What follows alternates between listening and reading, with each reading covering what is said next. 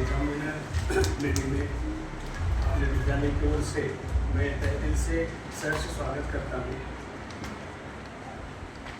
हिंदी का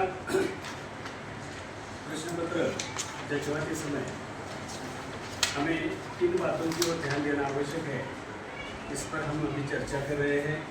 कुल मिलाकर 5 प्रश्न हैं। पहला प्रश्न गद्य विभाग पर आधारित है, दूसरा पद्य विभाग, तीसरा प्रश्न पूरक पठन, चौथा भाषा अध्ययन तथा व्याकरण और 5वां प्रश्न उपयोजित लेखन पर आधारित है। तो देखिए, मैं बताना चाहूँगा कि प्रश्न पहला जो है उसमें प्रश्न पहला आ और उसके बाद ई, इस प्रकार के 3 उप प्रश्न है। तो जचवाते समय हमें किन बातों की ओर ध्यान देना है। सबसे पहले हमें प्रश्न पहला इसके अंदर प्रश्न पहला उसमें से एक और जो प्रश्न है, निम्नलिखित पठित गद्यांश पढ़कर दी गई सूचनाओं के अनुसार कृतियाँ कीजिए, ऐसा प्रश्न है। 1-2 शब्दों में उत्तर लिखिए, ऐसा प्रश्न आ गया है। तो लेखक के साधु साहब का शहर, जो उत्तर है वो उत्तर लिखना है बच्चों ने।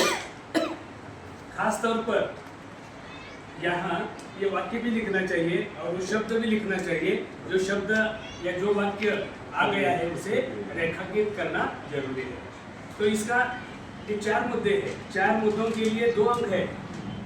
यहाँ जचवाते समय 1, 2, 3, समझो चौथा प्रश्न उसका गलत निकला, तो कुल मिलाकर यहाँ आप 1.5 अंक दे सकते हो। या 4 भी प्रश्न के उत्तर या शब्द सही लिखे हैं तो 2 अंक दीजिए। आधा आधा आधा आधा ऐसे देने की आवश्यकता नहीं है। अगर 3 सही है तो 1.5 अंक दीजिए, 2 सही है तो 1 अंक दीजिए। इस प्रकार दूसरा प्रश्न भी वैसा ही है। दूसरे प्रश्न के अंदर भी 2 उप प्रश्न है।